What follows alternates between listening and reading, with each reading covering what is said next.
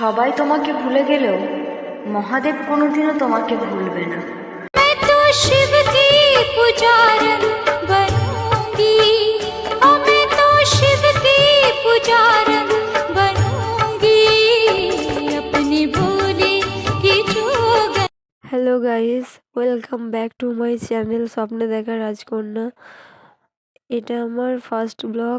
যেহেতু দিনটা আমার মহাদেবকে নিয়ে শুরু হয়, তাই ব্লগের ফার্স্ট জার্নিটা আমি আমার মহাদেবকে নিয়ে শুরু করলাম। যদি কিছু ভুল ত্রুটি থেকে থাকে তাহলে আমাকে অবশ্যই ক্ষমা করে দেবে। আর সত্যি কথা বলতে আমার শরীরটা প্রচণ্ড খারাপ, তাই আমার ভয়েসটা এরকম হচ্ছে। প্লিজ কেউ মনে করবে না যে আমি ন্যাকামোভাবে কথা বলছি। তো গাইস, মহাদেবের দর্শন নিতেই যখন যাব তখন ভাবলাম যে ব্লগটা তোমাদের সাথেও শেয়ার করি।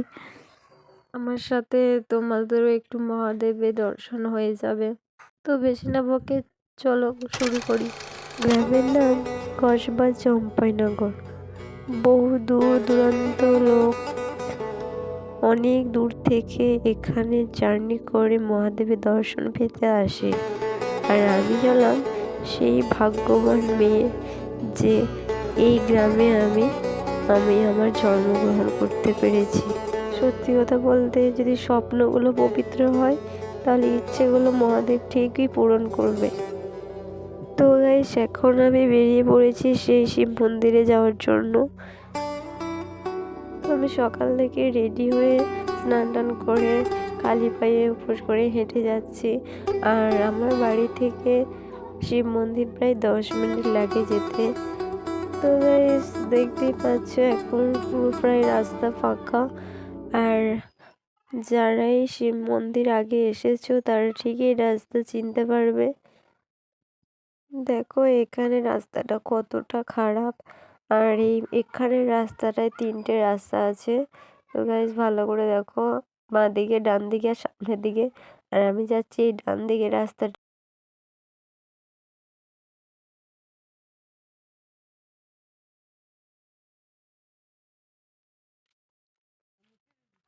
তো গাইস, তোমাদেরকে আমি এবার আমাদের ক্যানালটা দেখাবো।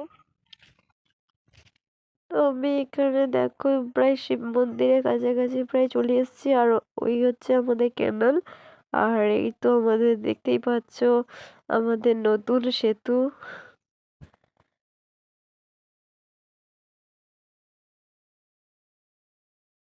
তো ফাইনালি একদম শিব মন্দিরের কাছাকাছি এখন আমি চলে এসেছি।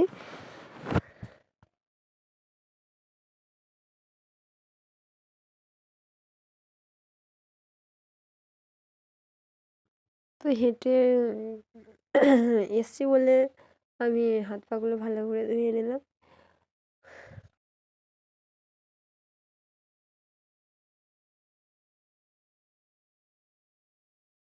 তো এখানে শিব মন্দিরে বেশি ভিড় হয়নি, শুধু একটা 4 চাকা এসেছিল পুজো দেওয়ার জন্য। আর আমি ছিলাম আর আমার দিদি ছেলেটা ছিল। আর এই যে ব্রাহ্মণ ছেলেটাকে দেখছো, এই আমার স্কুল ফ্রেন্ড ছিল। ফোনে ভিডিও করছিলাম বলে ও আমার দিকে তাকিয়ে তাকিয়ে হাসছিল। তো এই সর্বশেষে আমি বাবার মন্দিরে চলে এসেছি। দেখো চারিদিকটা কত সুন্দর, কত শান্ত। আর সত্যি কথা বলতে আমার এখানে এলে একদম বাড়ি যেতে ইচ্ছা করে না। তো এখন পুজো হচ্ছে, আমি এখন বেশি কিছু কথা বলছি না।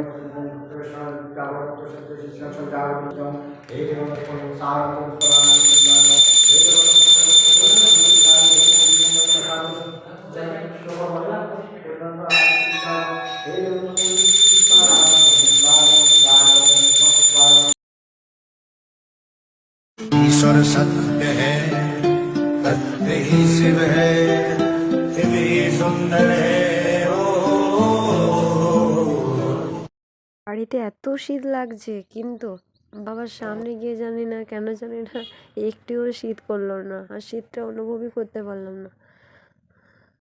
আমি যখন পুজো দিতে যাই তখন বাবার মাথায় দুধ কিংবা জল ঢালি। এবারে সেটা হয়নি, কারণ আমি সেসব জিনিস কিছুই নিয়ে যেতে পারিনি।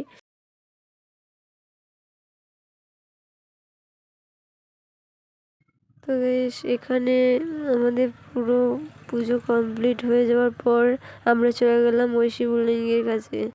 উপোস করলেও কষ্ট হলেও মহাদেবের জপ করতে ছাড়ি না।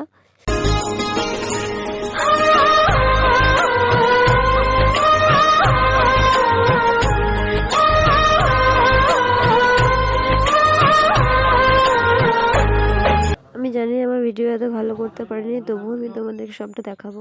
আর দেখো আমার পাগলামো, মহাদেবের মন্দিরে এসে আমি আর মানে কি বলবো, পুরো পাগলই হয়ে গেছি। আমি তো বাবা মন্দিরে গেছি, আর বাবা মন্দিরে গিয়ে আর একটা বাবাকে আমি দেখতে গেলাম, আর ওখানে গিয়ে আমি ওকে একটু আদর করে দিলাম। দেখো দেখো এরকম মনে মনে লাগছে না দেখতে? তো দেখো এখানেও যাচ্ছি আমরা মাথাকাটা শিবতলা দিকে, যে শিবলিঙ্গটাকে এখন সব এই ছোট শিবলিঙ্গ বলে জানে, যেটা একসময় অনেক বড় শিবলিঙ্গ ছিল। তো দেখো আমি এখানে চলেই এসেছি, আর ঢোকার সময় ও আমাকে বলছে তোর ফোনটা আমাকে একবার দিবি, আমার ফোন নেই, তোর ফোনে একটা ভিডিও কিংবা গান শুনবো।